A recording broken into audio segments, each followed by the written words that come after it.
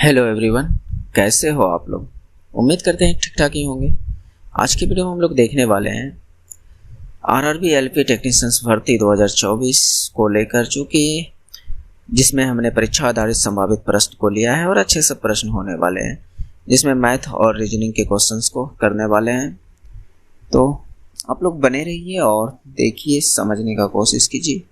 और ख़ास करके कमज़ोर छात्रों के लिए तो बहुत ज़्यादा फ़ायदेमंद हो सकता है। हालांकि सभी के लिए फ़ायदेमंद है, लेकिन कमज़ोर छात्र के लिए ज़्यादा फ़ायदेमंद होंगे इस तरह के वीडियो। तो ये ज़रूरी नहीं है कि ये सिर्फ एलपी टेक्नीशियंस में ही ये वीडियो आपका काम आएगा। आपके आने वाले आरआरबी के कोई भी एग्ज़ाम हो जिसमें मैथ और रीजनिंग पूछा जा रहा है, उसमें काम आएगा। भले ही होता है कि कुछ मतलब कि एग्ज़ाम में थोड़ा सा डाटा इधर उधर रहता है, लेकिन टाइप सेम रहता है। रेलवे का आप किसी भी पेपर को उठाकर देखिएगा, आपको टाइप सेम मिलेगा, भले डाटा चेंज रहेगा। तो यहाँ पर देखिए, और हाँ, मेरे करने से पहले आप ज़रूर वीडियो रोक कर करने का कोशिश कीजिएगा। जैसे यहाँ पर कह रहा है ए बी पर बी स्क्वायर सी स्क्वायर, और दूसरा A square B C A cube B cube C cube का लघुत्तम समावर्तक क्या होगा। नॉर्मली अगर संख्या रहता तो आराम से ज्ञात किया जा सकता था, लेकिन संख्या में नहीं दिया है। तो इस तरह से कैसे निकालने का चलिए दोनों तरीके का यहाँ पर इस्तेमाल करेंगे कि एक तो या बनाकर आप निकाल सकते हो या फिर डायरेक्ट यहीं से आप निकाल सकते हो। जैसे कहने का मतलब कि अगर एलसीएम आपको फाइंड करनी हो तो सबसे बड़ा पावर ढूंढना है। ए का सबसे बड़ा पावर ढूंढना है, कहाँ पर है, तो आपका जवाब होगा कि यहाँ पर है ए क्यूब लेना है। बी का सबसे बड़ा पावर ढूंढना है, तो यहाँ स्क्वायर है, यहाँ सिर्फ पावर 1 है और यहाँ क्यूब है, तो क्यूब लेना है। और सी का सबसे बड़ा पावर ढूंढना है, तो यहाँ सी स्क्वायर है, यहाँ सी है और यहाँ भी सी स्क्वायर है। तो इनमें से सी में से सबसे बड़ा पावर यही है, यानी सी स्क्वायर, और यही आपका एलसीएम हो जाएगा। यही आपका क्या हो जाएगा, एलसीएम। और अगर आप दूसरे तरीके से जानना चाहते हैं तो अच्छी बात है, अगर यहाँ समझ में आ गया तो और भी अच्छी बात है। तो चलिए, अगर तरीके से जानना चाहते हैं तो जानिए, और जो मतलब जिसको नहीं जानना वो थोड़ा सा स्किप करके आगे बढ़ जाइए, है कि नहीं। तो देखिए, जो भी पहले दिया है उसको लिख लेना है, जो भी दिया हुआ है उसको लिख लेना है। क्या करना है, A B square C square, उसके बाद ए स्क्वायर बी सी, उसके बाद A cube B cube C cube. ये तो एलसीएम कुछ इसी प्रकार से आप लोग बनाते होंगे, अगर संख्या भी दिया रहता होगा तो अलग अलग तरीके हो सकते हैं, लेकिन ये भी तरीका होता है। तो अब किससे कटाया जाए, तो ABC तीनों में है तो ABC से कटा देते हैं, ठीक है। तो यहाँ पर क्या बचा, A इसका बाहर निकल गया तो A तो नहीं बचा, B यहाँ पर एगो है और यहाँ पर दोगो, तो एगो B बाहर, तो एगो B बचा। C यहाँ एगो, यहाँ C दोगो, तो एगो C बचा। भाग देने तो आता ही होगा कि इसको आप कैसे ABC से भाग दे सकते हो, है कि नहीं। अगर यहाँ पर देखा जाए तो यहाँ पर दोगो ए है और यहाँ पर एगो है, तो एगो बाहर एगो रह गया। BC था यहाँ पर, BC और BC बाहर टोटली निकल चुका है यहाँ से, तो ये हो गए। तो यहाँ से देखा जाए तो इनमें क्यूब नहीं, स्क्वायर एगो में है, देखा जाए यहाँ पर स्क्वायर है, ओके, तो यहाँ पर स्क्वायर है। अब यहाँ से ABC निकला है तो यहाँ पर 3 गो ए है, तो 2 गो ए बचा हुआ है, 2 गो ए बचा हुआ है। 3 गो बी में एगो बी निकल चुका है, तो 2 गो बी बचा हुआ है। 2 गो सी में एगो सी निकल चुका है, तो एगो सी बचा है। फिर पुनः कटाइए, जैसे ए से ही कटा देते हैं, तो ए से कटाएं तो यहाँ तो BC है, ए से कटाएं तो यहाँ कुछ नहीं रहेगा, 1 कह सकते को 1 रहेगा। तो यहाँ से ए कटाएं तो यहाँ पर सिर्फ ए रहा, और यहाँ पर B स्क्वायर C रहा। और आगे कटाया जाए तो BC से कटा सकते हैं क्या? तो आपका जवाब होगा हाँ कटा सकते हैं। तो BC से कटाएं तो ये कट गया, यहाँ पर BC से कटाएंगे तो कुछ रहेगा क्या? तो आपका जवाब होगा कि नहीं, कुछ तो नहीं रहेगा, तो 1 रहेगा।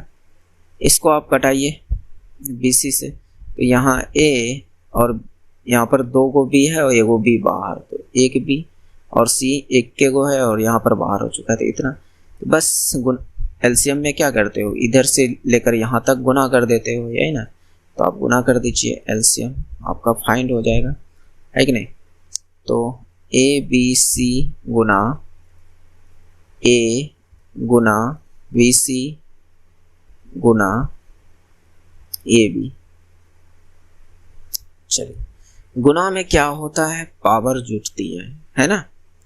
तो यहाँ पर देखिए, एक A, यहाँ पे दूसरा A, यहाँ तीसरा है, इसका मतलब A पर पावर 3, पावर जुट गया है। अगर ये A लिखा है तो इस पर कुछ पावर नहीं दिख रहा है, तो इसका मतलब यहाँ पर 1 है। और गुना में क्या होता है, पावर जुटता है। अब B देखा जाए, एगो B यहाँ, एगो B यहाँ, एगो B यहाँ, 3 गो B भी दिखा, तो B पर पावर क्यूब। और यहाँ पर C, एगो C यहाँ, एगो C यहाँ, 2 गो C दिखा, तो यहाँ पर स्क्वायर। तो ये जाकर आपका राइट आंसर। तो ये तरीका रहा, और ये बिना तरीके से आपको जो इच्छा उससे आप बना लीजिए। नेक्स्ट,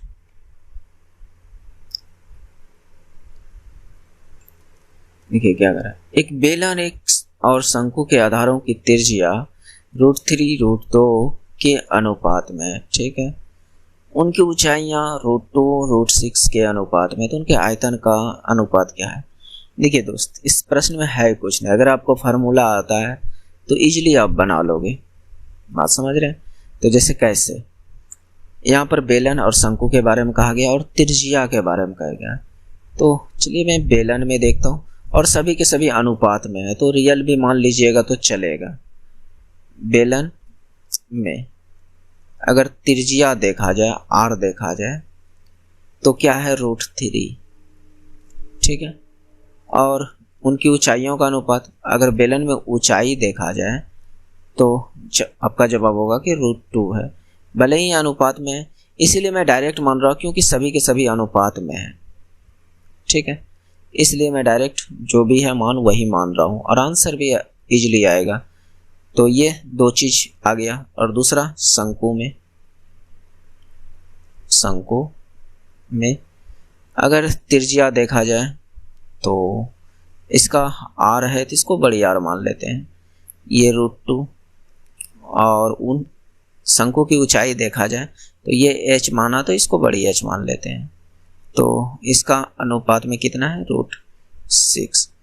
बस यही चीज़ तो चाहिए फार्मूला में यूज करने के लिए। जैसे मेरा कहने का मतलब ये है, अगर बेलन का आयतन देखा जाए तो क्या होता है, बेलन का आयतन पाई R²H, और अनुपात में कहा गया है तो अनुपात लेते हैं। शंकु का आयतन देखा जाए तो 1/3 पाई R² इंटू H। ये अब मान को पुट करिए और आपका आंसर, जैसे यहाँ पर पहले अगर आप कटा भी लोगे तो वो सही रहेगा, क्योंकि पाई दोनों साइड है, तो पाई पाई खत्म। क्या मेरी बात को समझ पा रहे हैं? समझ पा रहे होंगे, ओके। अब देखिए, R² यानी R का मान √3 का स्क्वायर, H कितना, √2, अनुपात अगर इधर देखा जाए तो 1/3, इधर का R कितना, √2, और स्क्वायर है तो √2 का स्क्वायर गुना H √6। अब कुछ कट पिट रहा है क्या? अगर कट जाए तो और बढ़िया, नहीं कटता है तो देख लेते हैं आगे जो भी हो। तो चलिए, ये क्या है, √3 गुना √3। हालांकि मैं 3 लिख सकता था, लेकिन हमें कुछ नज़र आ रहा है, वो आपको भी नज़र आना चाहिए। जैसे कहने का मतलब √2, अनुपात है 1/3, इसको √2 पर पावर 2 है, √2 पर पावर 2, तो हम कह सकते हैं कि √2 गुना √2, और √6 को हम √2 इंटू √3 लिख सकते हैं क्या? तो आपका जवाब होगा कि हाँ लिख सकते हैं, है कि नहीं। इस √6 को हम √3 गुना √2 लिख सकते हैं, बात समझ रहे हैं। तो इसीलिए मैंने यहाँ पर लिखा। तो आगे समझिए। अब देखिए मैंने ऐसा क्यों किया, क्योंकि अब कटाने में आसानी होगा।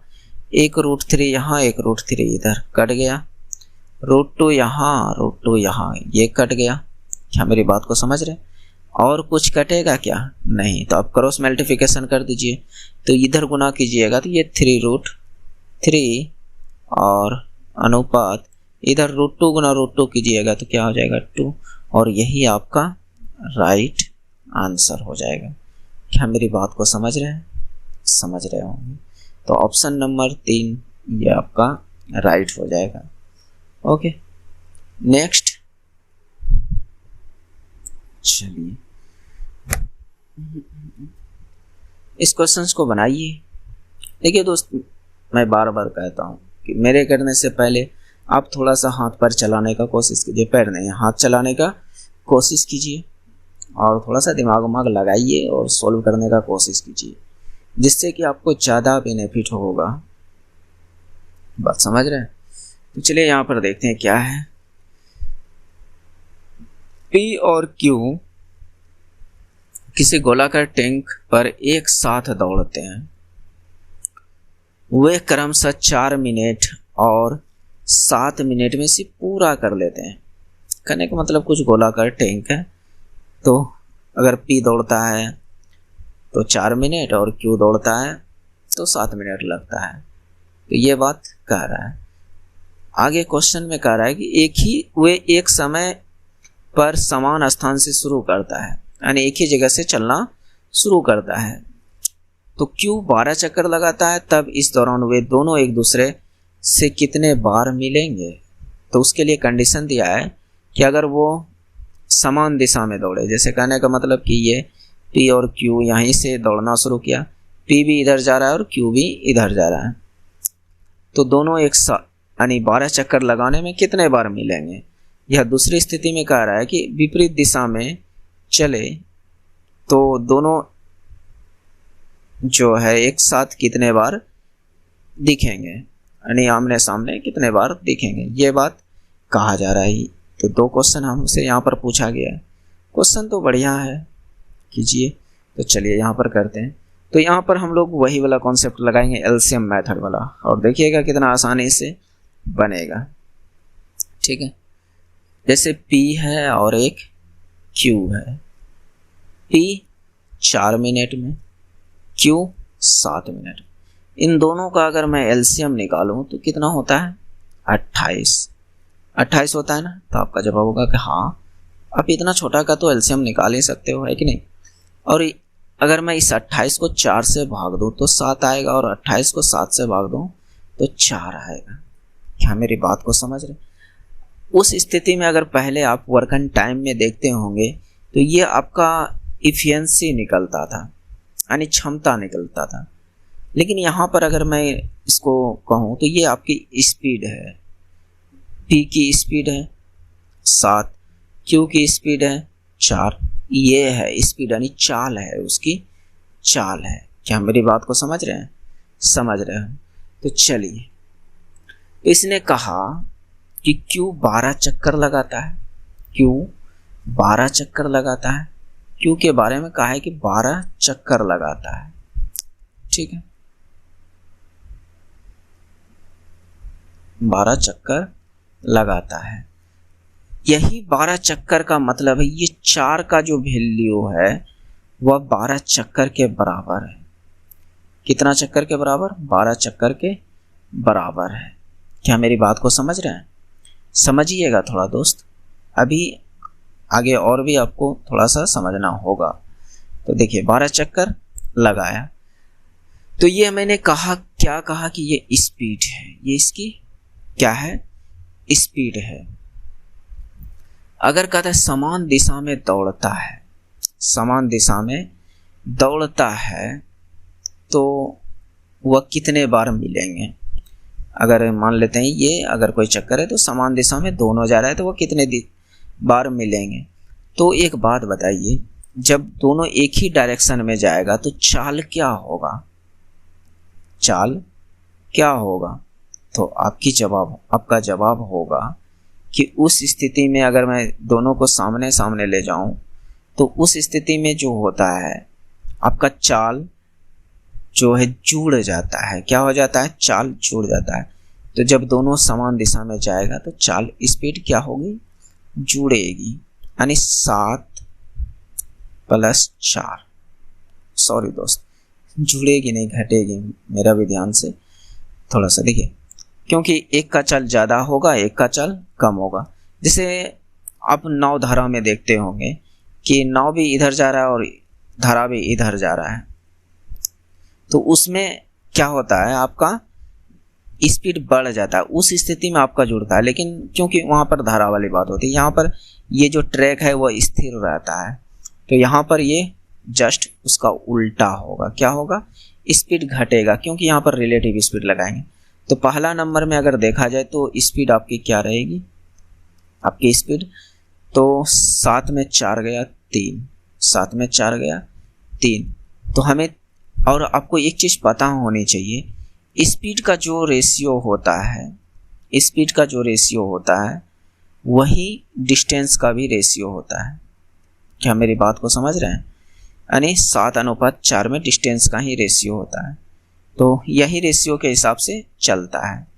तो इसलिए कुछ दोस्त कहेंगे कि स्पीड से क्या लेना देना, डिस्टेंस से लेना देना है। तो डिस्टेंस से ही लेना देना है, तो डिस्टेंस भी सेम होता है, डिस्टेंस का अनुपात भी सेम होता है। जो स्पीड का रेशियो है वही डिस्टेंस का रेशियो भी होता है, कि जो ज़्यादा स्पीड चलेगा वो ज़्यादा दूरी तय करेगा। तो ये बात है। तो यहाँ से देखा जाए घुमा फिरा के तो हमें 3 की वैल्यू चाहिए, यानी 7 - 4, 3 की वैल्यू चाहिए। तो 4 की वैल्यू आपके पास 12 दिया है, तो आप यहाँ से 1 का वैल्यू निकाल सकते हो क्या? तो आपका जवाब होगा कि 3। तो आपको 3 की वैल्यू चाहिए। कितनी चाहिए? 3 की वैल्यू चाहिए। तो 3 बनाने के लिए आप इसको 3 से गुना कीजिएगा, तो इसको भी आप 3 से गुना कर सकते हो। तो 3 तिया 9। तो एक नंबर में 9 आने चाहिए, जो कि 3 ऑप्शन में है, इसमें नहीं है, तो ये गलत हो जाएगा। बाकी बात दूसरा देखते हैं। अब कहता है विपरीत दिशा में, यानी एक बंदा जो है इधर जा रहा है, दूसरा इधर जा रहा है, दूसरा इधर। तो इस स्थिति में चाल जुड़ेगा। इस स्थिति में क्या होगा? चाल जुड़ेगा। तो यहाँ पर देखा जाए तो 7 4 11, कितना?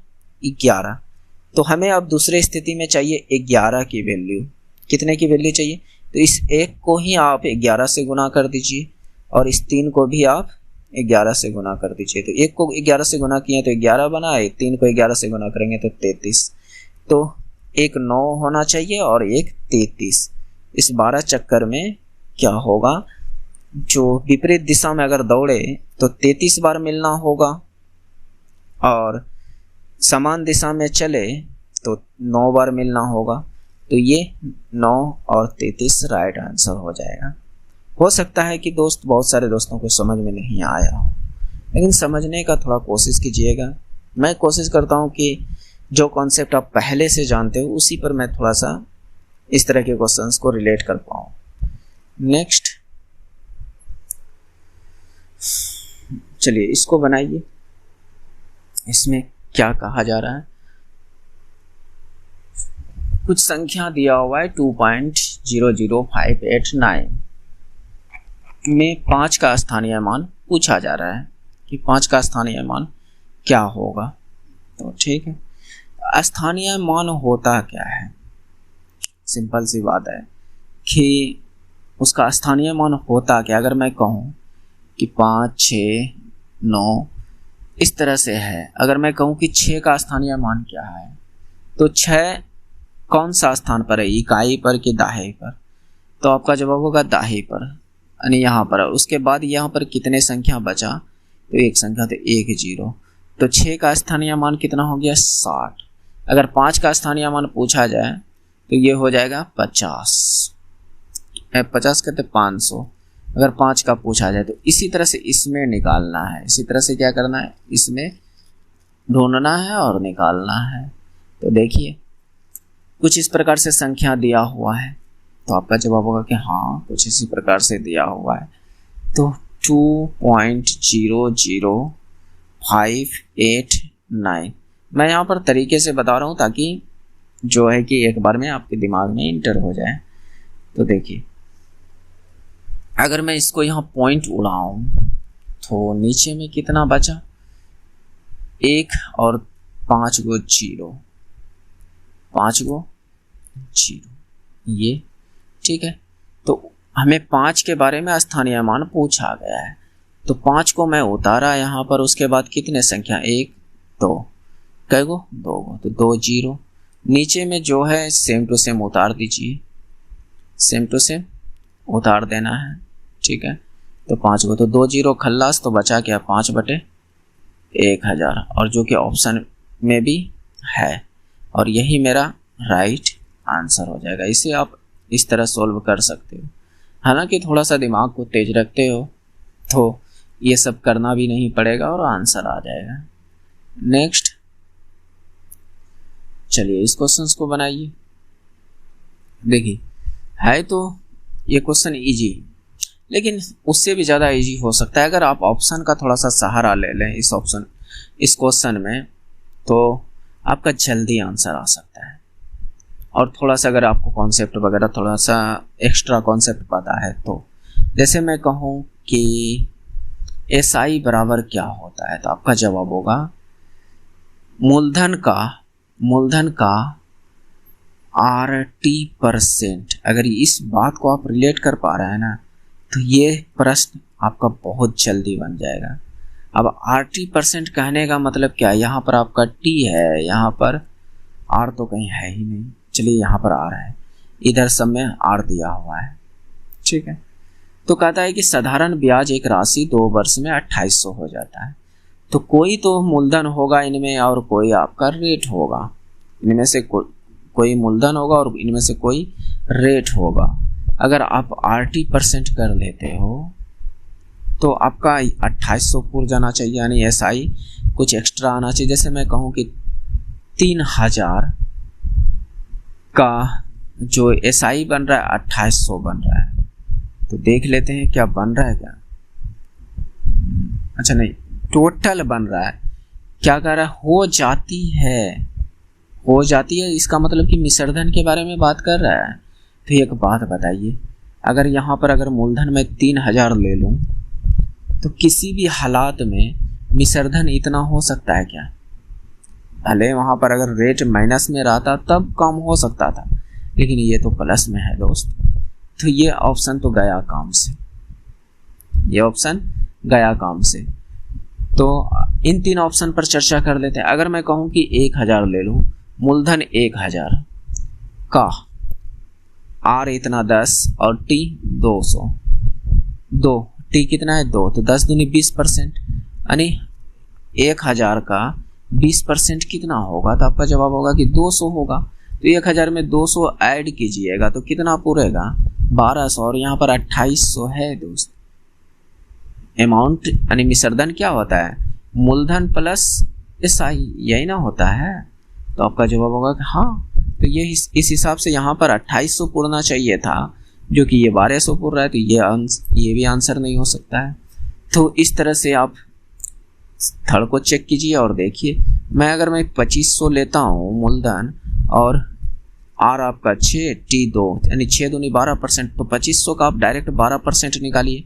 परसेंटेज के लिए नीचे में 100 लगाइए और इसको गुना कीजिए, तो 25 गुना 12 300, तो ये 300 प्लस 2500 कितना हो गया 2800, जो कि यहाँ पर है, तो इसका मतलब यही ऑप्शन सेटिस्फाई कर रहा है। बाकी बात इसको चेक कीजिए, नहीं होगा, ठीक है।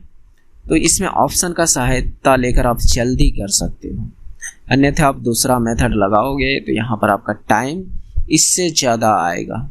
भले ही यहाँ पर मैं बताने में हो सकता है कि 1.5 मिनट 2 मिनट लग गया होगा, लेकिन दोस्त अगर आप खुद से करोगे तो मुश्किल से 40 से 50 सेकंड में कर लोगे। ये नहीं कहूँगा कि मैं दोस्त औरों के तरह कि आप सेकंडों में कीजिए दोस्त, ये सब फेंकना होगा। बात समझ रहे हैं, सेकंडों में क्वेश्चन नहीं बनता है, कुछ तो टाइम लगता है। सेकंडों में होता है, अब जीके का कुछ, वो भी जीके भी पढ़ने में टाइम लगता है, फिर जाकर आप उस पर उसको सही कीजिएगा, है कि नहीं। 1 सेकंड में तो नहीं हो सकता है।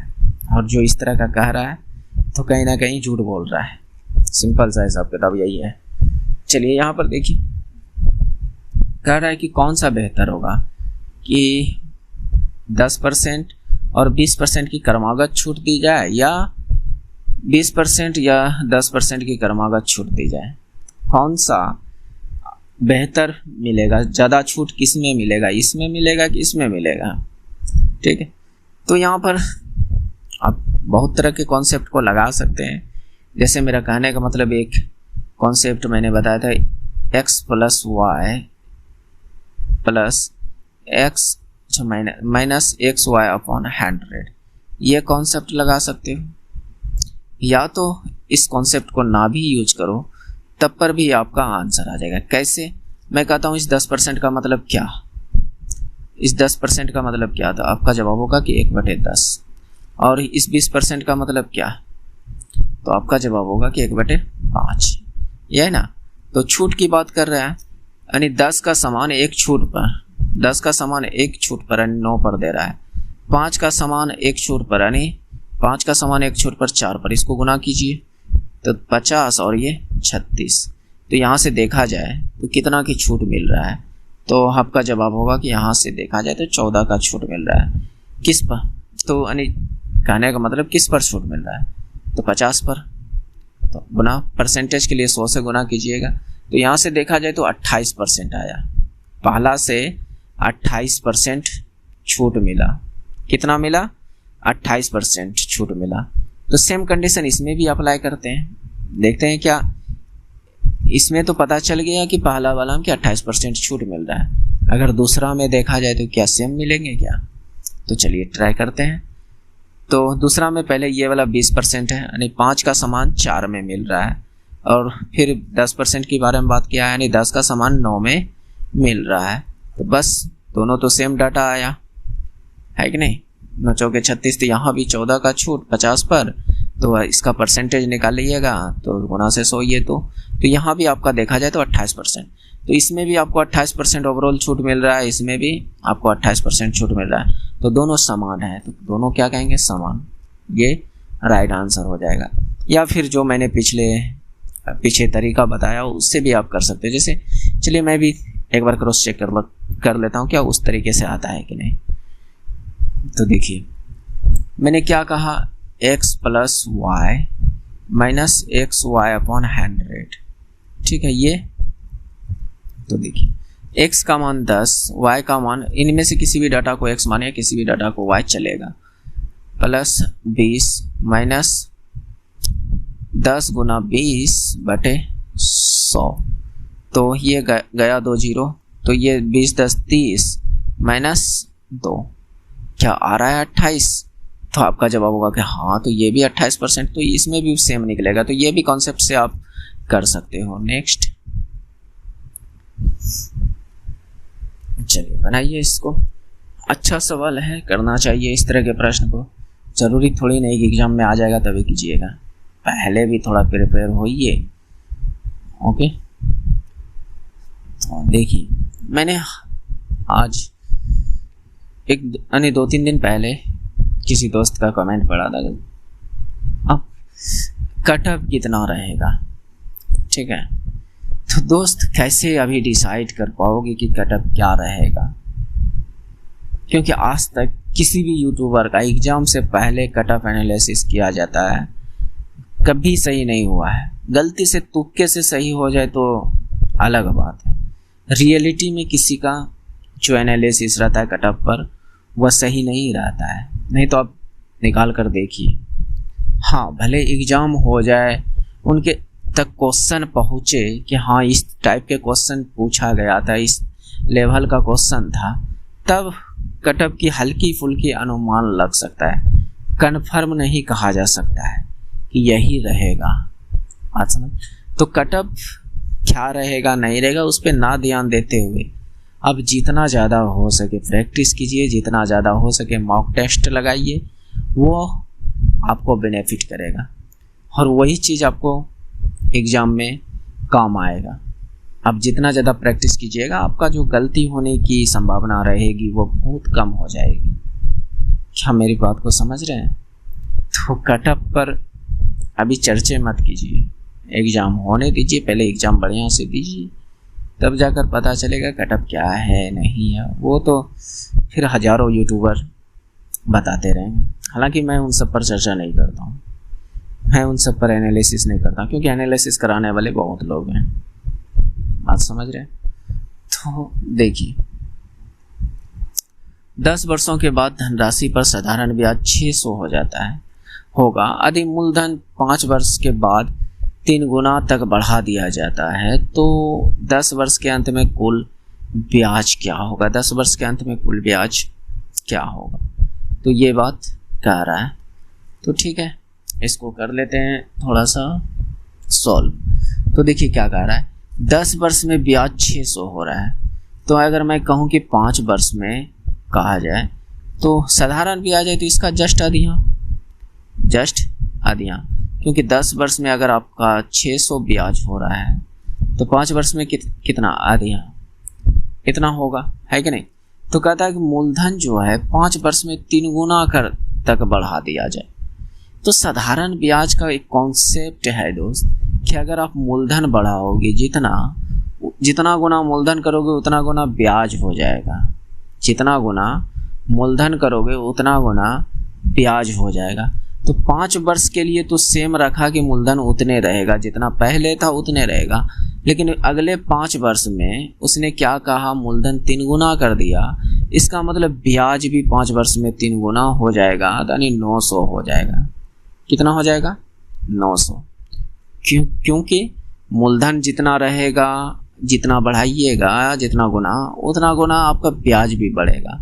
तो कहता है कि 5 वर्ष के बाद मूलधन को 3 गुना किया है, तो इसका मतलब जो 5 वर्ष में ब्याज लग रहा था उसका 3 गुना ब्याज लगेगा अगले 5 वर्षों में, अगले 5 वर्षों में उसका 3 गुना ब्याज मिलेगा, है कि नहीं।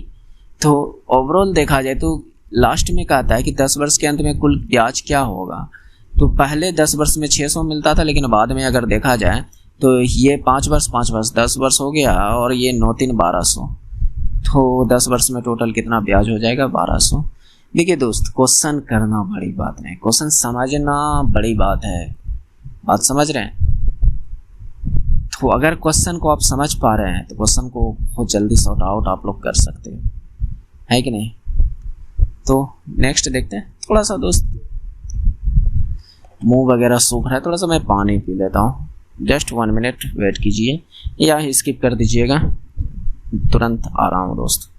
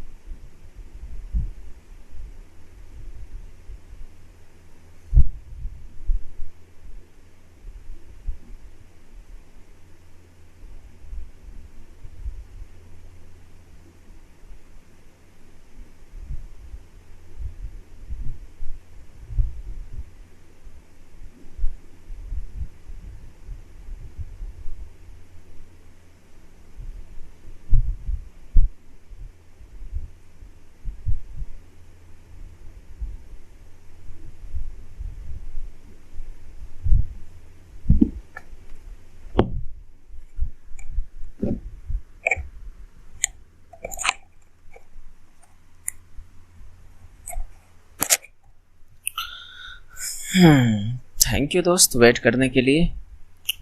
चलिए नेक्स्ट क्वेश्चंस को देखते हैं।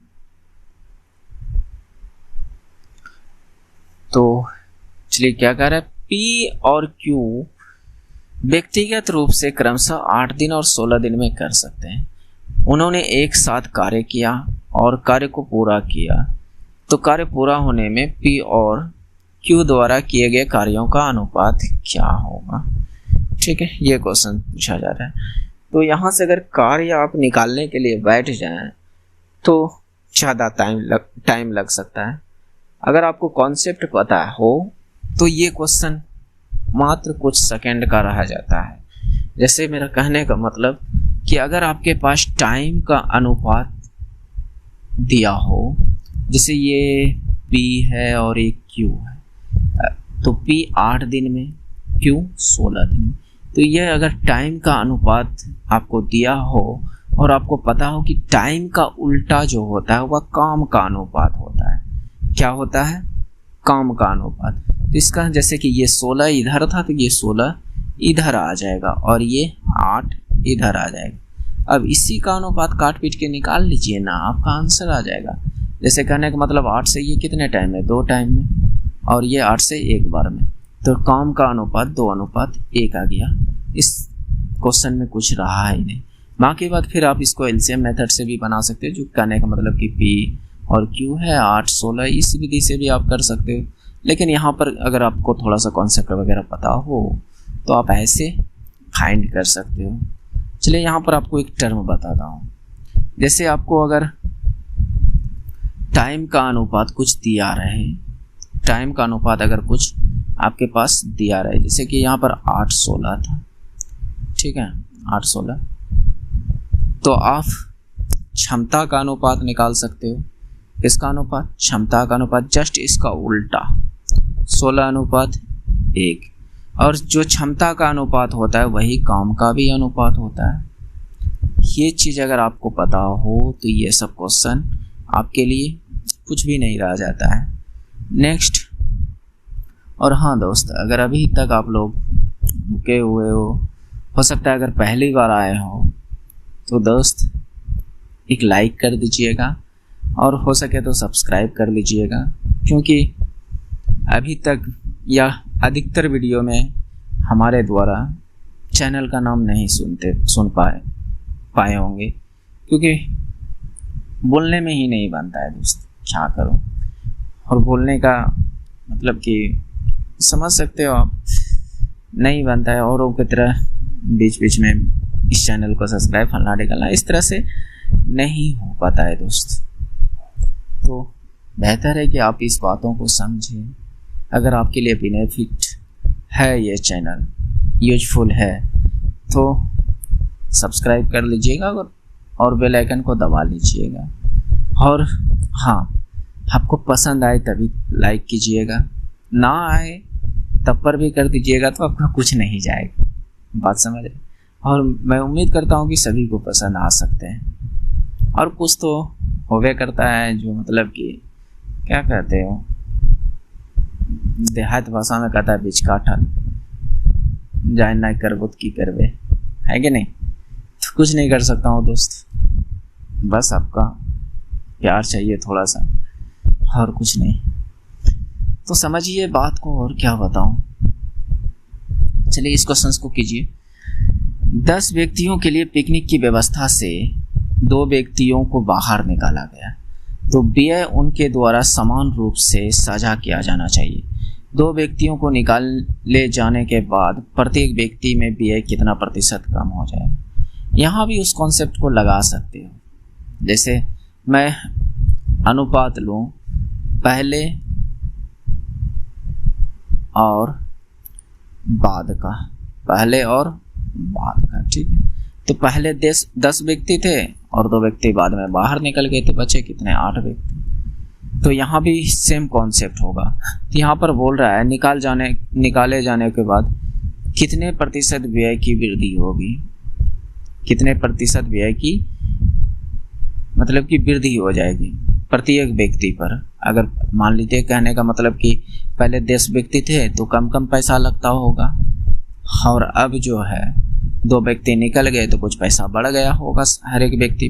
तो यहाँ से भी अनुपात से आप निकाल सकते हो। जैसे अगर मैं कहूँ कि व्यय का अनुपात निकाला यानी देखा जाए तो जस्ट इसका उल्टा होगा, यानी 8:10, 8:10। तो इसको आप कटा दो, तो ये 4 बार में, ये 5 बार में, ये 4 बार में, ये 5 बार में। यानी पहले अगर मैं कहूँ कि पहले जो है 4 खर्च हो रहा था, अब 5 खर्च हो रहा है, प्रत्येक व्यक्ति पर पहले 4 खर्च हो रहा था, अब 5 खर्च हो रहा है। तो कितना की वृद्धि हुई है? तो आपका जवाब होगा 1 की वृद्धि हुआ है। कितना पर? तो 4 पर। परसेंटेज के लिए 100 से गुना करना है, बस इसको सोल्व कीजिए। ये 25% आपका राइट आंसर हो जाएगा। तो ये आपका राइट आंसर हो जाएगा। इन सब कॉन्सेप्ट को समझना पड़ेगा दोस्त, थोड़ा समझिए, दिमाग पर जोर डालिए, आपका काम आएगा। अब इनमें आप और तरीका लगाने जाते हैं तो बहुत टाइम लगेगा, बात समझ रहे हो? तो थोड़ी सी जो है इन सब तरीक़ों को समझिए। इन सब तरीके से जो अच्छे अच्छे स्टूडेंट करते हैं, कहने का मतलब जो नेक्स्ट लेवल के स्टूडेंट होते हैं, वो सब इन सब तरीक़ों से करता है। मेरा कहने का मतलब सिंपल सा दोस्त कि मैंने भी कहीं ना कहीं टेस्ट लगाया है, मैंने भी कहीं ना कहीं 100-150 के बीच में बैठकर यानी ऑफलाइन भी टेस्ट लगाया है, ऑनलाइन भी मेरे गांव में टेस्ट होता है जहां पर लगभग 40-50 बच्चे रहते हैं, तो उनके साथ भी लगाया है। तो वहां पर मैंने देखा है। ऑनलाइन में तो ये पता चल जाता है कि कितने प्रतिशत लोग जो है इस क्वेश्चंस को सही किए हैं, बट ऑफलाइन में ऐसा नहीं पता चलता। लेकिन ऑफलाइन में ये होता है कि बगल वाले या आसपास जो है एक जगह बैठकर जो टेस्ट मारते हैं, तो नज़र आता है कि कौन लोग जो है कितना क्वेश्चन, किस तरह के क्वेश्चन को कितने टाइम में करते हैं, और कौन लोग ऐसे यानी कितने वो लोग हैं जो कि हमसे आकर पूछते हैं कि इसका आंसर क्या होगा या कैसे इसको बनाया जाए। तो वहाँ पर तो दोस्त क्योंकि मैं जानता हूँ इस कॉन्सेप्ट को समझाने में टाइम लगेगा और हो सकता है कि वो समझ भी ना पाए, है ना। लेकिन उसको मैं जो बेसिक तरीका उस तरीका से करा देता है। मैं क्या, कोई भी अधिकतर जो अंडर 10 के स्टूडेंट होंगे वो बस यही करता है, वो नहीं चाहता है कि जल्दी मैं इस तरह के कॉन्सेप्ट किसी को दूँ। लेकिन क्या कीजिएगा, ऑनलाइन की ज़माना है कि नहीं, तो कॉन्सेप्ट कहीं ना कहीं से तो मिल जाएगा। तो वो सब कॉन्सेप्ट जो है मैं आपको दे सकता हूँ, जिससे कि आपको कहने का मतलब कि कहीं ना कहीं कम समय में जो है क्वेश्चंस को हल कर सकते हो। उस तरह के कॉन्सेप्ट का मैं इस्तेमाल करूँगा। हाँ, ये ज़रूरी नहीं है कि सभी क्वेश्चन में मैं उस तरह के कॉन्सेप्ट को लगा पाऊँ। ये मैं कोई भगवान हूँ नहीं कि जो चाहूँ, जैसा चाहूँ वैसा हो जाए। लेकिन जितना हो सकता है दोस्त उतना मैं ज़रूर करूँगा। जितना मतलब कि मेरे हिसाब से जितना क्वेश्चन में वो शॉर्ट कॉन्सेप्ट लग सकता है, उन सारे कॉन्सेप्ट पर मैं चर्चा करूँगा, बशर्ते उस तरह के सवाल मेरे सामने आना चाहिए। नेक्स्ट देखिए, एक वस्तु की क्रय मूल्य 380 रुपये है, लाभ क्रय मूल्य का 20% है, जबकि पैकिंग का खर्च विक्रय मूल्य का 5% है। तो शुद्ध विक्रय मूल्य ज्ञात कीजिए। अच्छा, तो इसमें विक्रय मूल्य भी दिया हुआ है और शुद्ध विक्रय मूल्य भी दिया है, कोई बात नहीं, कर लेते हैं। तो इसने सीधा सीधा कहा है कि लाभ क्रय मूल्य का 20% हो रहा है। तो आपके पास क्रय मूल्य सीपी जो है 380 है क्रय मूल्य, और प्रॉफिट जो है 20% है किसका, सीपी का। तो प्रॉफिट देखा जाए तो वह 380 का 20% कहा जाए, तो इसका मतलब नीचे में 100, सीधा सिंपल सा। तो इसको कटाइए पिटाइए देखा जाए तो क्या होता है, तो 28 दूनी 76, यानी 76 रुपये का प्रॉफिट। इसका मतलब सेलिंग प्राइस जो है, विक्रय मूल्य जो है आपका 380 प्लस 76, तो 6, 8, 7, 15, 3, 1, 4, 456 रुपये। तो ये आपका सेलिंग प्राइस है। क्या है, सेलिंग प्राइस। तो कहता है कि पैकेजिंग पर जो खर्च आया है उसको बेच तो रहे हो और 456 रुपये में, लेकिन जो पैकिंग का खर्च आया वो विक्रय मूल्य का 5% है, विक्रय मूल्य का 5% है। तो शुद्ध विक्रय मूल्य ज्ञात कीजिए। इसका मतलब ये शुद्ध विक्रय मूल्य है नहीं, इसका मतलब ये शुद्ध विक्रय मूल्य है नहीं। तो शुद्ध विक्रय मूल्य को हम x मान लेते हैं, यानी शुद्ध एसपी को, शुद्ध एसपी मतलब सेलिंग प्राइस यानी विक्रय मूल्य को x मान लेता हूँ। ठीक है, और उस पर कह रहा है कि 5% पैकिंग का खर्च आया है। तो मैं कहूँ कि अगर x पर 5% खर्च आ गया है, शुद्ध विक्रय मूल्य पर 5% खर्च आ गया है, तो इसका मतलब वो कितने में उस वस्तु को बेच रहा होगा? तो आपका जवाब होगा कि 95% पर बेच रहा होगा, है कि नहीं? 95% पर बेच रहा होगा। मेरी बात को समझ रहे हैं? और उसी 95% का मतलब ये 456 है। मेरी बात को समझ रहे हैं? समझ रहे होंगे, नहीं तो थोड़ा सा दिमाग पर जोर डालिए, और क्या कह सकता हूँ दोस्तों। तो देखिए x 95% मतलब कह सकते हैं 19 25 95, यानी 95/100। चलिए मैं लिख देता हूँ बेसिक से, तो 456। तो कटाइए, देखिए 19 से 5 बार में, और 19 से 19 दूनी 38, बच गया 7, 19 चौके 76, 24 बार में। 5 से ये 20 बार में। तो x बराबर यहाँ से देखा जाए तो सीधा सीधा कितना है? तो 24 दूनी 48 पर 1 0 यानी 480। तो हमने शुद्ध SP यानी शुद्ध विक्रय मूल्य क्या माना? x, और x की वैल्यू कितनी आया? 480। तो इसका राइट आंसर 480 हो जाएगा। तो समझिए, इस तरह का क्वेश्चंस करने का कोशिश कीजिए, बेहतर रहेगा, क्योंकि एग्जाम में आ जाएगा तो फिर आपका दिमाग चकरा जाएगा। बात समझ रहे हैं? नेक्स्ट, चलिए इसको भी कीजिए, ये भी अच्छा प्रश्न है। कहता है 2 स्थान P और Q परस्पर 400 मील दूर है। अच्छा, मील दूर है, यानी कहने का मतलब एक P है और एक Q है। इन दोनों के बीच की डिस्टेंस जो है, इन दोनों के बीच का जो डिस्टेंस है वह 400 मील है। कितनी है? 400 मील है, ठीक है। तो एक कार P 50 मील प्रति घंटा की चाल से Q की ओर जाता है, यानी P से जो है 50 मील पर घंटा की रफ्तार से Q की ओर चलना शुरू करता है, और 75 मिनट बाद दूसरी कार, यानी यहाँ से कुछ दूरी तक गया और वो 75 मिनट तक गया। उसके बाद यहाँ इसको पहुँचने के बाद फिर इधर से Q से दूसरा व्यक्ति चलना शुरू किया। तो क्वेश्चन कुछ ये कह रहा है, और वो भी 40 के रफ्तार से, यानी दूसरा जो Q के ओर से जा रहा है वह 40 के रफ्तार से। तो दोनों कारें कितने घंटे बाद मिलेगी? तो बस इसमें कुछ है नहीं, थोड़ा सा कैलकुलेशन पर ध्यान देना है, थोड़ा सा आपके दिमागों पर जोर डालना है। तो देखिए कैसे। तो एक बात बताइए, इधर से जो जा रहा है, जो भी गाड़ी है, वह कितने के रफ्तार से जा रहा है? तो 50 किलोमीटर मील पर घंटा, क्योंकि ये मील में दिया है, ठीक है, तो मील पर घंटा दिया, तो इतना के रफ्तार से जा रहा है। तो इधर से जो जा रहा है तो कम से कम वो 75 मिनट तो चला होगा ना, बाद में नहीं ये यहाँ से शुरू किया, 75 मिनट के बाद ये चलना शुरू किया, तो यहाँ तक कुछ दूरी तो चला होगा। तो आपका जवाब होगा कि हाँ। तो कितना दूरी चला होगा? तो दूरी बराबर क्या आपका होता है? स्पीड इनटू टाइम, यानी चाल गुना समय, यही ना। तो आपके पास चाल कितना है? 50, और टाइम कितना है? 75। लेकिन ये घंटा वंटा में आंसर है, तो इसको ये मिनट में, तो इसको घंटा में चेंज कीजिए।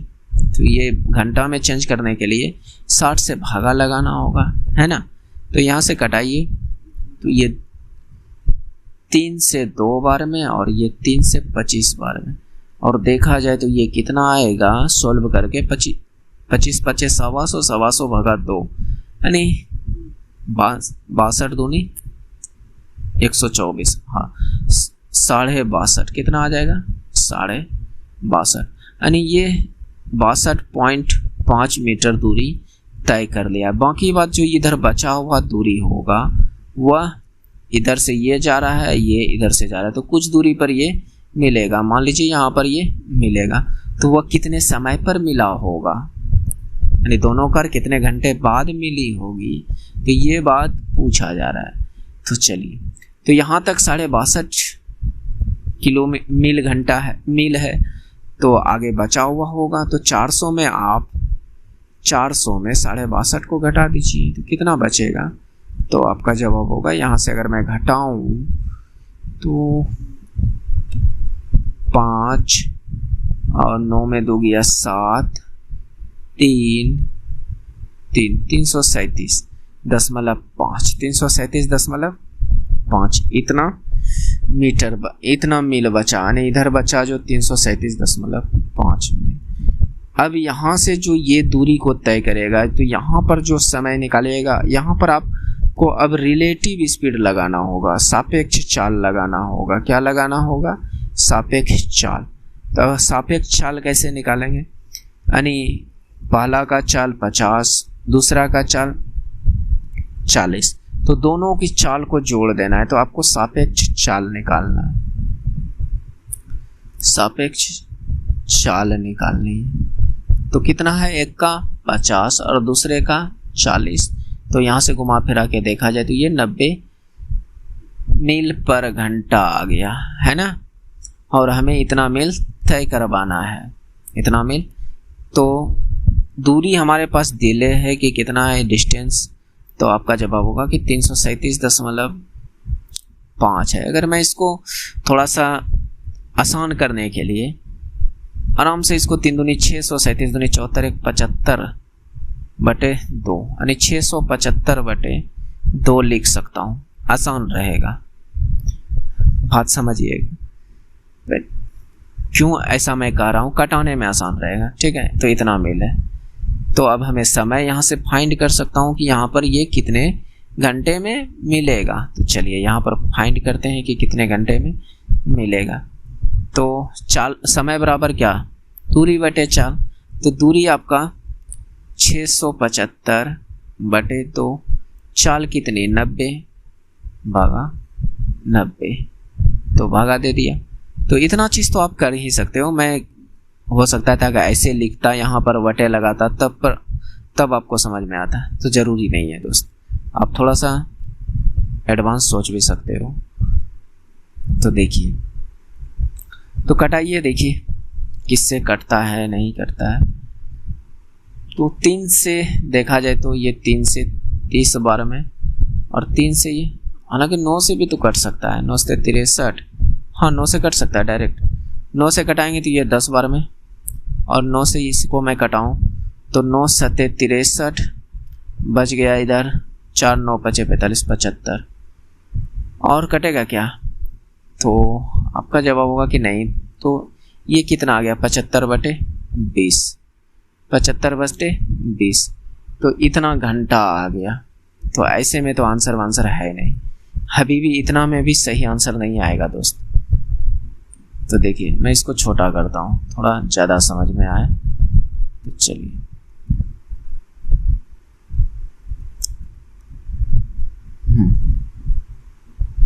समझिएगा बात को थोड़ा सा।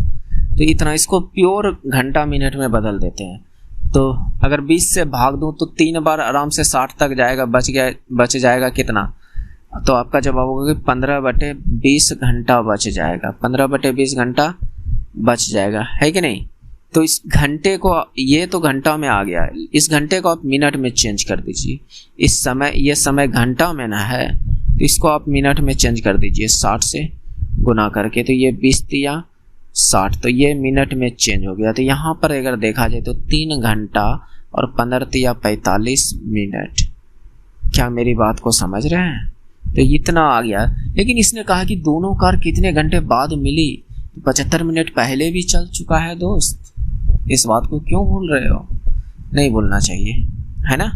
तो इस 75, तो यहाँ से देखा जाए तो टोटल टाइम अगर देखा जाए, टोटल टाइम तो 3 घंटा प्लस 45 मिनट ये, और ये 75 मिनट है, ये 75 मिनट है। क्या हम इसको घंटा मिनट में बदल सकते हैं 75 मिनट को? क्या? तो आपका जवाब होगा कि हाँ बदल सकते हैं। तो 75 मिनट को हम कह सकते हैं 60 मिनट प्लस 15 मिनट। क्या आपका जवाब होगा कि हाँ ऐसा तो कह सकते हैं। क्या इस 60 मिनट को हम घंटा में बदल सकते हैं? तो आपका जवाब होगा कि हाँ घंटे में बदल सकते हैं। 60 मिनट को हम कह देंगे कि 1 घंटा हो गया, है कि नहीं। तो आपका जवाब होगा कि हाँ, और भी आगे चेंज होगा क्या? तो 1 घंटा यहाँ, 3 घंटा यहाँ, तो ये 4 घंटा तो हो गया। क्या 45 मिनट और 15 मिनट मिलके 60 मिनट होता है क्या? और 60 मिनट बराबर क्या होता है, 1 घंटा होता है क्या? तो आपका जवाब होगा कि हाँ, 45 मिनट और 15 मिनट, 60 मिनट और 60 मिनट बराबर 1 घंटा। तो 1 घंटा इधर हो तो 4 1 5 घंटा मिला जुला कर आंसर आएगा कि 5 घंटे बाद एक दूसरे से मिलेंगे। क्या मेरी बात को समझ रहे? थोड़ा क्वेश्चन बढ़िया है, क्वेश्चन की गरिमा को समझिए, ये मत देखिए कि इसमें टाइम कितना लगा बताने में। तरीके को समझिए, सोचिए, थोड़ा समझने का कोशिश कीजिए, और क्या कहूँ। नेक्स्ट, उस घनाभ का आयतन ज्ञात कीजिए जिसकी लंबाई, अच्छा कट गया क्या, 1 मिनट, हाँ ठीक, लंबाई 24 सेंटीमीटर, चौड़ाई 18 सेंटीमीटर और ऊंचाई 16 सेंटीमीटर। तो घनाभ का आयतन निकालना है। तो सिंपल सा घनाभ का आयतन होता क्या है, तो आपका जवाब होगा L into B into H होता है, यही ना होता है। इसका मतलब L आपके पास 24 है, B आपके पास 18 है और C आपका 16 है। तो देखिए इतना चीज़ तो आप सभी कर सकते हैं। ये क्वेश्चन लेने का मतलब है कि कुछ तो अलग बात होनी चाहिए ना, है कि नहीं? तो कुछ अलग बात क्या है, आप सीधा इसको गुना कीजिएगा और आंसर लिखिएगा। तो गुना करने में टाइम लगेगा कि नहीं? तो उस टाइम को कम करने का कुछ तरीका हो सकता है। जैसे मेरा कहने का मतलब यूनिट डिजिट या डिजिबिलिटी रूल हो सकती है कि नहीं? तो मैं सबसे पहले मेरी प्राथमिकता रहेगी कि यूनिट डिजिट चेक किया जाए। यूनिट डिजिट कैसे चेक करते हैं? 8 चौके 32, लास्ट में 2, 2 6 12, तो लास्ट में यूनिट डिजिट इकाई अंक 2 होनी चाहिए। जिस भी ऑप्शन में इकाई अंक 2 है वह आंसर हो सकती है। तो इसमें नहीं है तो ये गया काम से, ये खत्म, है कि नहीं? तो आपका जवाब होगा कि हाँ ये बात बिल्कुल पते की है ना? तो ये अब हमारे अच्छा 2 इसमें नहीं है, तो ये 2 ऑप्शन तो हमारे गए काम से। तो बचे हुए हैं 2 ऑप्शन बी और डी, यानी 2 और 4 ऑप्शन बचे हुए। तो इन दोनों में से कोई आंसर हो सकता है। तो दूसरा रूल हमें इसमें से देखना है कि कुछ और भी एक्स्ट्रा फीचर मिल रहा है। तो मैं अगर इस 18 को देखूं तो इसमें 9 और 8 है, 2 है, 9 और 2, जो भी ऑप्शन 9 से कटे वो ऑप्शन हो सकता है। तो जैसे मैं यहाँ पर कहूँ 9 से कटने का रूल क्या, सभी को जोड़िए पीटिए, देखिए जोड़कर यानी जितने भी संख्या है उसको जोड़कर 9 से भाग लगा दिया जाए, तो अगर 9 से कट जाए तो वह पूरे संख्या 9 से कटेंगे। तो ये एक रूल होता है। तो मैं यहाँ पर देखूँ 4 2 6 और 1 7 और 7 14, क्या आप कभी भी 14 में 9 से पूरा भाग लगा सकते हो क्या? तो आपका जवाब होगा नहीं। तो नहीं, तो ये आंसर नहीं हो सकता। तो बचा हुआ एक ही कहानी है।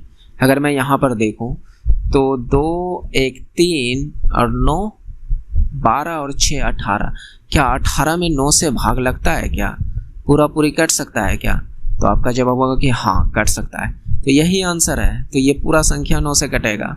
और यूनिट डिजिट मैंने चेक कर ही लिया है कि लास्ट में 2 आएगा और लास्ट में 2 है और पूरा संख्या 9 से कट भी रहा है। तो यही आंसर है। और यहाँ इस तरह से करने में आपकी समय की बचत होगी। और आपको पता है कि एग्जाम में अगर 100 क्वेश्चन की एग्जाम हो रही है तो आपका 90 मिनट दिया जाएगा और 90 मिनट में आपका कब पार हो जाएगा आपको पता भी नहीं चलेगा और लगेगा कि अभी 60 क्वेश्चन 65 क्वेश्चन ही हुआ है। क्यों? क्योंकि आप हो सकता है कि लॉन्ग मेथड का इस्तेमाल कर रहे हो अधिकतर क्वेश्चन में। मैं ये बात मानता हूँ कि सभी क्वेश्चन में शॉर्ट मेथड काम नहीं कर सकता है, लेकिन कुछ में तो कर सकता है ना।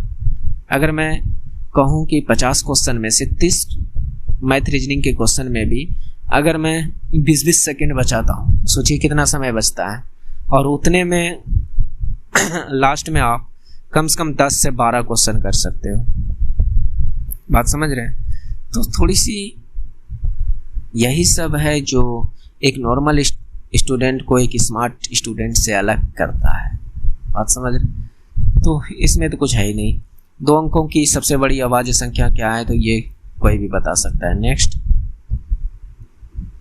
चलिए इस क्वेश्चन को कीजिए। अधिक द्विघात समीकरण के 2 मूल अल्फा, अच्छा अल्फा नहीं ए और बी है, तो जहां a + b = 8 है, a - b = 2 है, तो समीकरण कौन सा होगा? तो इस हिसाब से तो यहाँ पूरा बनाना चाहिए। इन चारों को चेक करना चाहिए कि किसका उसका a क्या निकलेगा, b क्या निकलेगा यानी मूल है। मूल मतलब कि आप किसी भी इक्वेशन को सॉल्व कीजिएगा तो दो गो मान निकलेगा, उनमें से एक मान ए होगा, उनमें से एक मान बी होगा, ये बात कह रहा है। तो ऐसे अगर करने बैठ गए हैं तो आपका टाइम ज़्यादा लगेगा, और टाइम की बचत करनी है तो थोड़ा सा कुछ एडवांस तरीका समझना होगा, है ना। तो वो क्या है तो समझिएगा वो क्या है। आप ये जो लास्ट वाली संख्या है ना, इसको तोड़िए, इनको तोड़िए, तो ये कितना है 15। अगर मैं 15 को तोड़ूं तो ये क्या हो रहा है 3 और 5, है ना। तो क्या ये जोड़ने पर 8 पुर रहा है, यहाँ पर देखना है, यहाँ पर क्या 8 पुर रहा है, तो आपका जवाब होगा कि हाँ पुर रहा है। क्या कहने, अगर इक्वेशन भी चेक करना, 8 तो यहाँ भी है, 8 यहाँ भी है, क्या ये सभी को ऑप्शन सही मान लूँ क्या, नहीं। ऐसा तरीके से जोड़ना है, ऐसा तरीके से जोड़ना है कि यहाँ पर -8 पूरे, क्या पूरे -8 पूरे, तो -3 को -5 से जोड़ दूं, क्या -8 पूरेगा क्या, तो आपका जवाब होगा कि हाँ पूर जाता है। तो मैं यहाँ अगर इसमें जोड़ूं तो ये यहाँ पर क्या है माइनस, तो कहने का मतलब कि -8 पुरना चाहिए, -8 पुरना चाहिए, और गुना करने पर 15 पुरना चाहिए। इन दोनों को जो मैंने तोड़ा वो गुना करने पर प्लस का 15 पुरना चाहिए, और जोड़ने घटाने पर ये -8 पुरना चाहिए, ये वाली पुरना चाहिए बी की वैल्यू। तो यहाँ पर अगर मैं -3 गुना -5 करूँ तो ये माइनस गुना माइनस प्लस, ये +15 हो रहा है, जो कि +15 यहाँ लिखा भी हुआ है। और इन दोनों को मैं इस तरह से जोड़ रहा हूँ तो -8 भी हो रहा है। तो ये बात दोनों सत्य है, बात समझ रहे हैं। तो अगर ये चीज़ माइनस में 3 है तो एगो मान प्लस में होगा, 3 होगा, और ये दूसरा भी माइनस में है तो दूसरा भी मान आपका, कहने का मतलब कि प्लस में ही होगा, दूसरा भी मान किस में होगा, प्लस में भी होगा, यानी 5। तो मैंने ए और बी का मान फाइंड कर लिया, ए और बी का मान फाइंड कर लिया, और इसमें पुट किया जाए तो ए का मान 3 और बी का मान 5, तो 5 3 8 हो रहा है, और 5 में 3 घटा भी रहे, यानी कहने का मतलब कि यहाँ पर उल्टा भी मान सकते हो कि इसको बी मान लीजिए, इसको ए मान लीजिए, चलेगा, कोई फर्क नहीं पड़ेगा, आप समझ रहे। तो अगर मैं 5 में 3 घटाऊँ तो 2 पूर भी रहा है, तो ये चीज़ हमें किससे प्राप्त हो रहा है, तो ऑप्शन नंबर ए से प्राप्त हो रहा है। तो ये द्विघात समीकरण वाला कॉन्सेप्ट है दोस्त। अगर इस कॉन्सेप्ट को आप समझ पा रहे हैं तो बहुत जल्दी आप जो है मूल्य निकाल सकते हैं द्विघात समीकरण का, बात समझ रहे हैं। नेक्स्ट चलिए इसको कीजिए, दी गई आकृति में कितने वर्ग हैं, तो इस तरह से पूछा जाता है रीजनिंग में, क्या कितने वर्ग हैं। तो इसका सिंपल सा कॉन्सेप्ट है, आप इसमें नंबरिंग कर दीजिए 1 2 3 4 5, और इधर से 2 3, तो इधर का सबसे बड़ा नंबर 5, और इधर का सबसे बड़ा नंबर, इधर का सबसे बड़ा नंबर 3। तो ऐसे करना है, बस इसको घटा कर लिखते जाना है। 5 में 1 घटाएंगे 4, 3 में 1 घटाएंगे 2, 4 में 1 घटाएंगे 3, 2 में 1 घटाएंगे तो 1, और जिसमें भी 1 आ जाए, जब किसी में भी दोनों में से किसी में भी 1 आ जाए तो वहाँ पर रुक जाना है, स्टॉप कर देना, और इसको अब गुना करना है।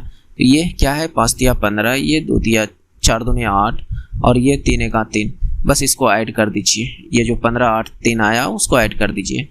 तो यहाँ पर क्या हो जाएगा 15 8 कितना होगा 23 2 25, 23 3 26 होता है, 23 3 26, 3 है ना, 15 8 23 3 26, तो इसमें टोटल कितने वर्ग हैं 26। नेक्स्ट चलिए आज करा ही देता हूँ टोटल रीजनिंग, क्योंकि कल मैंने लंबी होने की वजह से छोड़ दिया था, और हो सकता है कुछ दिन ना मिले वीडियो दोस्त, क्योंकि दुर्गा पूजा हमारे गांव में बहुत धूमधाम से मनाया जाता है, और मूर्तियाँ वगैरह जो है बैठाई जाती है, जिसके वजह से चारों तरफ हॉर्न वगैरह लगी रहती है, जो कि शोर शराबा ज़्यादा होने पर आपको पता है कि यूट्यूब की कुछ गाइडलाइन होती है कि अगर गाना आ गया किसी भी गायक का तो कॉपीराइट दे देता है, जो कि हो सकता है चैनल के लिए थोड़ी सी मुसीबत बढ़ सकती है कि नहीं। तो कोशिश करेंगे कि मिले और ना मिल पाए तो दोस्त सॉरी, मैं कुछ नहीं कर सकता हूँ, क्योंकि उतने शोर शराबा में कैसे बनाऊँ, क्योंकि हमारे पास उतनी क्या कहते हैं प्रॉपर सुविधा नहीं है कि बाहर नॉइस भी रहे तो मैं उस चीज़ को नॉइस को कैंसिल करवा सकूं। नहीं है दोस्त, सिंपल सा यही बात है। इसलिए और होगा भी कहाँ से, आप लोग वीडियो तो पूरा देखते हैं, पता नहीं लाइक सब्सक्राइब करते समय आपके हाथ कहाँ चल जाता है। बाकी बात चलिए उन सब बातों पर क्या है। तो देखिए ए की आयु बी की आयु यानी ए की आयु का अनुपात बी की आयु के अनुपात कुछ इस प्रकार से दिया है। 10 वर्ष बाद उनकी आयु का योग 80 होगा तो उनकी वर्तमान आयु क्या होगी। ठीक है, तो ये रीजनिंग में भी आता है इस टाइप के क्वेश्चन और मैथ में भी आता है, इसलिए मैं इसी रीजनिंग में ही काउंट किया हूँ। और इस तरह के क्वेश्चन देखिए जब आयु से रिलेटेड हो तो जरूरी थोड़ी नहीं है कि इसका प्रॉपर इक्वेशन बनाओ फिर आप निकालो, है ना। तो थोड़ा सा अगर आप सोच लो तो आसानी से बन सकता है। तो कहने का मतलब ये देखिए क्या बोला है, 10 वर्ष बाद उनकी आयु का योग इतना हो जाएगा। और ये जो बात दिया है यहाँ पर मेरे उम्मीद से ये वर्तमान आयु के बारे में दिया है। ये क्या दिया है, वर्तमान आयु के बारे में दिया है और ये इसका 10 वर्ष बाद की आयु है। अगर मैं वर्तमान आयु का जो अनुपात देखूं तो अभी मैं इसका जो बेसिक कॉन्सेप्ट में होगा उससे भी मैं करा दूंगा। अगर मैं यहाँ पर वर्तमान आयु का योग देखूं, अनुपातिक योग, कौन सा अनुपातिक योग देखूं तो 3 लोग 5 है, कितना है 5। ठीक है, क्या ये वर्तमान आयु का योग है क्या, तो आपका जवाब होगा नहीं, ये 10 वर्ष बाद की आयु का होगा। तो हम 10 वर्ष पहले चल जाते हैं, वर्तमान में चल जाते हैं। ये अनुपातिक योग है, 3 2 5 अनुपातिक योग है ए और बी का। तो मैं इससे 10 वर्ष पीछे चल जाता हूँ क्योंकि ये 10 वर्ष बाद है। तो 10 वर्ष पीछे जाने का मतलब ए में भी 10 वर्ष घटाना है और बी में भी 10 वर्ष। तो टोटल कितना घटाना है, 80 में से आप 20 घटा दो तो कितना आएगा 60। कितना आएगा 60। तो इस 5 अगर वर्तमान आयु का योग देखा जाए तो 5 है अनुपात में, रियल में कितना आया 60। तो इसी यहाँ से मैं कहूँ कि 1 का वैल्यू कितना होगा, तो आपका जवाब होगा कि 1 का वैल्यू 12 होगा। 1 का वैल्यू कितना होगा 12। और यहाँ तक से भी आप आंसर निकाल सकते थे, यहाँ तक से भी, जैसे कैसे मैं बताता हूँ, क्योंकि 10 वर्ष पहले उन दोनों की वर्तमान आयु का योग क्या होगा 60 होगा। तो क्या इन दोनों को जोड़ने पर 60 पूरेगा क्या, तो आपका जवाब होगा कि हाँ, तो ये आंसर हो सकते हैं। दूसरा ऑप्शन देख लेते हैं, इन दोनों को जोड़िएगा कभी 60 पूरेगा क्या, नहीं, तो ये आंसर नहीं हो सकता। इन दोनों को जोड़िएगा कभी 60 पूरेगा, ये तो 70 हो रहा है, नहीं होगा। इन दोनों को नहीं, तो एक ऑप्शन ऐसे ही बन गया आंसर। बात समझ रहे, पूरा सोल्व भी नहीं करना पड़ेगा, अन्यथा और भी थोड़ा डिटेल से, थोड़ा सा ज़्यादा डिटेल से समझना चाहते तो इस बात को समझिए। तो 1 का वैल्यू 12 आ गया, तो 1 का वर्तमान में अनुपातिक योग देखा जाए तो 3। तो 1 का अगर अनुपातिक योग देखा जाए, अनुपातिक आयु देखा जाए तो 3 है। कितना है 3 है। तो हमें 3 की वैल्यू चाहिए, तो 1 की वैल्यू 12 है तो 3 की वैल्यू कितना 36, यानी 1 की आयु 36। तो एक ही ऑप्शन में ये कहानी खत्म। या फिर आप जो है इक्वेशन वगैरह लगाते हो तो आपकी इच्छा लगाइए, आज फिलहाल मैं नहीं करा रहा हूँ, हालांकि बहुत सारे वीडियो में कराया हूँ दोस्त, देखिएगा। चलिए इसको मेरे उम्मीद से 1 घंटा प्लस का वीडियो बनने जा रहा है। चलिए इसको करता हूँ और देखता हूँ, लगभग यहाँ से अभी और 10 क्वेश्चन होगा। और 10 क्वेश्चन होने का मतलब कराने में कम से कम 20 से 25 मिनट लग सकते हैं। देखता हूँ। राम ने दक्षिण दिशा में चलना प्रारंभ किया और वह 30 मीटर चलने के बाद बाएं मुड़ा। ठीक है, तो इस तरह के कॉन्सेप्ट में थोड़ा सा 1-2 बात ध्यान रखिएगा तो बहुत जल्दी बन जाएगा। जैसे इस बात को समझिए, कैसे एक डायरेक्शन वाली बात याद रखनी है और एक दिशा वाली बात याद रखनी। ये आपकी स्टार्टिंग पॉइंट होनी चाहिए, स्टार्टिंग पॉइंट। इनिशियल पॉइंट ये होनी चाहिए। अगर आपको कहने का मतलब पूरब जाने बोल रहा है तो इधर जाना है, पश्चिम जाने बोल रहा है तो इधर जाना है, इस पॉइंट से इधर जाना है। ये आपका पूरब, ये आपका पश्चिम। अगर उत्तर जाने बोल रहा है तो आपको इधर जाना है, और दक्षिण बोला जाने तो इधर जाना है। तो ये आपको थोड़ा सा इसकी ज्ञान होनी चाहिए। दूसरी बात, थोड़ा सा अगर बाएं दाएं की बात कर रहा है कि बाएं मुड़ रहा है दाएं मुड़ रहा है, तो इस बात पर ध्यान देना। उसको मैं क्वेश्चन में ही एक्सप्लेन करता हूं, थोड़ा सा समझिएगा कैसे। तो क्या कह, राम ने दक्षिण दिशा में चलना आरंभ किया, तो कहीं ना कहीं से तो वो चला होगा। तो मान लेते हैं कि इस पॉइंट से स्टार्ट किया होगा, इस पॉइंट से स्टार्ट किया होगा, और दक्षिण दिशा जाने का मतलब नीचे जा रहा है। और कितना चला, 30 मीटर चला। कितना चला, 30 मीटर। उसके बाद कहता है बाएं मुड़ता है। अब बाएं मुड़ने का मतलब क्या, एंटी क्लॉक। बाएं मुड़ने का मतलब क्या, एंटी क्लॉक। जैसे कहने का मतलब यहाँ पर ये है, आप एक घड़ी की दिशा को देखना है आपको, एक घड़ी की दिशा। घड़ी में क्या दिशा होती है, अगर घंटे की सुई है, मिनट की सुई, तो ये इस दिशा में जाने का मतलब कि ऐसे मुड़ने का मतलब, ऐसे मुड़ने का मतलब कि आप दिशा में जा रहे हो। इसको क्लॉकवाइज कहते हैं। इसको क्या कहते हैं, क्लॉक। और क्लॉकवाइज में आपको दायां मुड़ना है। क्या है, दायां। और एंटी क्लॉक में आपको बायां मुड़ना है। क्या मुड़ना है, बायां। ठीक है, यानी इधर मुड़ना है। तो अब मेरी बात को समझिए, क्या बोला कि बात बाएं मुड़ता है, ऐसे जा रहे हो, ऐसे जा रहे हो, तो एंटी क्लॉक। देखिए कैसे, ऐसे जा रहे हो, ऐसे जा रहे हो, ऐसे ना, ये एंटी क्लॉक, यानी इधर मुड़ना है, इधर मुड़ना है। ठीक है, और 25 मीटर चलना है, 25 मीटर चलना है। और फिर कहता है बाएं मुड़ना, और फिर बाएं मुड़ना, ऐसे ऐसे ऐसे जा रहे हो, ऐसे जा रहे हो, फिर बाएं मुड़ना है। यानी इसका मतलब इधर मुड़ना है, ऊपर मुड़ना है, ऊपर मुड़ना है। और कितना चलना है, 30 मीटर। अब वह आरंभ जो है, अब वह अपने आरंभ स्थल से कितनी दूर है, तो उसने स्टार्ट यहाँ से किया और यहाँ पर पहुँच गया, है कि नहीं। तो अगर ये देखा जाए घुमा फिरा के, तो ये भी 30, ये भी 30, तो इसका मतलब इन दोनों के बीच यानी ये वाला गैप इक्वल है। और जब ये वाला गैप इतना है 25 है, तो ये वाला भी गैप क्या होगा, 25 होगा, है कि नहीं। समांतर का रूल तो जानते ही होंगे, है कि नहीं। तो ये अगर 25 है तो ये भी 25, तो ये 25 मीटर वाला आंसर होगा। तो ऑप्शन 2 गो है। लेकिन कहाँ, किधर, स्टार्टिंग पॉइंट इधर है, और इधर से ये अंत वाला पॉइंट ये है, तो किधर है, इधर है। और स्टार्टिंग पॉइंट से इधर क्या हो रहा है, पूरब। तो ये आपका 25 मीटर पूरब। ठीक है, तो ये राइट आंसर हो जाएगा। नेक्स्ट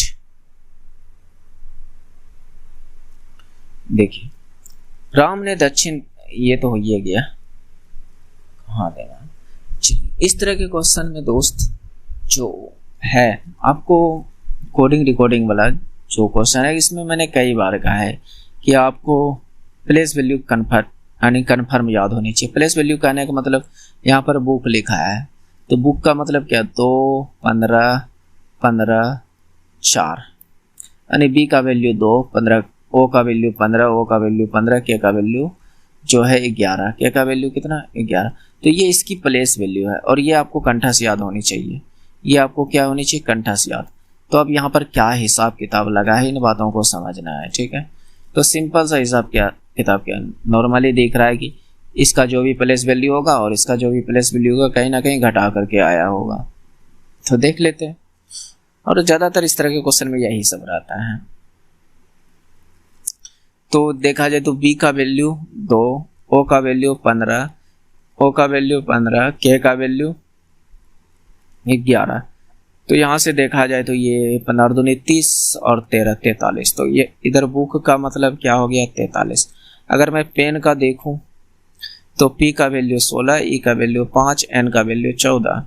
इन सबको जोड़ूं तो ये कितना आता है, 16, 14, 30, 5, 35, तो 35। और इन दोनों का अंतर देखूं तो कितना का आ रहा है, तो आपका जवाब है 8 का। तो और जो कि 8 दिया भी है कि नहीं।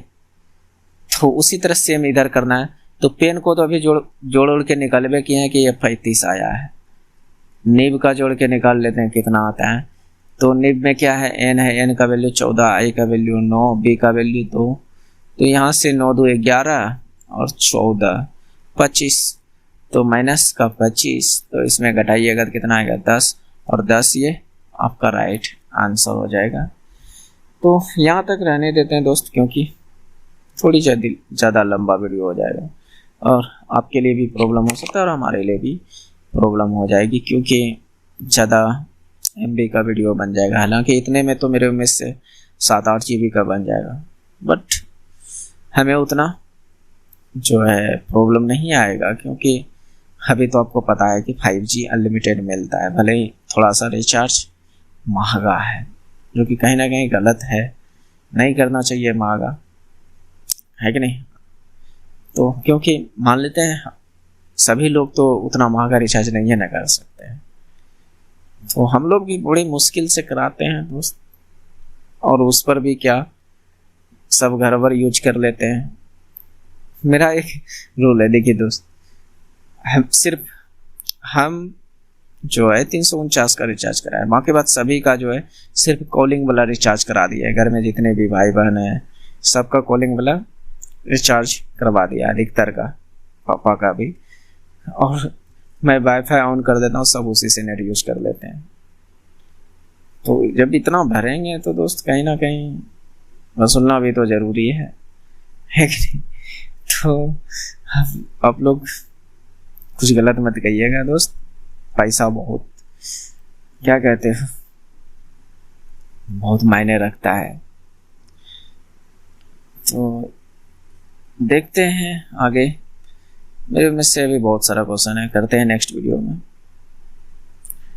देखिए सिटिंग अरेंजमेंट है तो, और हाँ, जिसको PDF चाहिए तो इस QR को स्कैन कर लीजिएगा दोस्त, क्योंकि यहाँ पर सारा PDF मैंने पिछली मतलब कि कल डाल दिया हूँ, जो कि आपको 60 वीडियो तक मिल जाएगा। ये 61वां वीडियो था, इसका जैसे ही 70 कंप्लीट होगा, 61 से लेकर 70 तक का एक साथ PDF डाल दूंगा, तो 60 तक का आपको कंप्लीट वीडियो यहाँ पर, यानी वीडियो कहता हूँ कि PDF मिल जाएगा, कंप्लीट PDF सॉल्यूशन के साथ। तो टेलीग्राम ज्वाइन कर लीजिएगा, और अगर इतना दूर तक आप लोग देखें तो आप सभी को धन्यवाद देखने के लिए। आगे बाद अगर पसंद, थोड़ी सी भी पसंद आई होगी तो दोस्त एक लाइक कर दीजिएगा, और हो सके तो सब्सक्राइब कर लीजिएगा। आपके एक सब्सक्राइब, एक लाइक से जो है हमारी हौसला बढ़ती है, और मन करता है कि और भी इस तरह के टॉपिक पर वीडियो बनाया जाए, बात समझ रहे, जिससे कि मतलब कि और भी हमारे सभी दोस्तों का भला हो सके, है ना, और साथ ही साथ मेरा भी भला हो जब आप थोड़ा सा सपोर्ट कीजिएगा तो, है ना। तो थोड़ा सा सपोर्ट करने के लिए आप शेयर भी, हमें इस वीडियो को शेयर कर सकते हो, आप किसी भी दोस्त, बंधु, सखा जो भी है, जो पढ़ाई से रिलेटेड हो, एक्स्ट्रा आदमी को नहीं, जो कंपटीशन के दुनिया में है उससे, उसके पास शेयर करिएगा, या कोई स्टडी ग्रुप है तो वहाँ शेयर कर दीजिएगा, तो थोड़ी सी ठीक ठाक रहेगा। बाकी बात आपकी इच्छा दोस्त, इतना कुछ आप लोग कर सकते हो, और क्या बोलूँ, अर्धनग्न फकीरों से शेयर कर, यानी फॉलो करने से बेहतर है हमें फॉलो कीजिए, कुछ ना कुछ आपको अच्छा सिखाऊंगा, कुछ ना कुछ आपको मतलब कि सही रास्ते पर सही तरीका से सॉल्व करने के लिए सिखाऊंगा। तो आप हमारे साथ बने रहिए। मैं औरों की तरह धड़ाधड़ नहीं बोलता हूँ दोस्त, क्या औरों की तरह धड़ाधड़ बोल दिया, किसी को समझ में आया नहीं आया, मैं जो भी बोलता हूँ सोच समझ कर बोलता हूँ, जो भी बोलता हूँ मतलब कि आप समझ सकते हो, और आपको ये समझ में आ ही रहा होगा, पूरी वीडियो में आपने देखा भी होगा। तो और क्या बोलूँ, मिलते हैं नेक्स्ट वीडियो में। जय हिंद, जय भारत, थैंक्स फॉर वॉचिंग।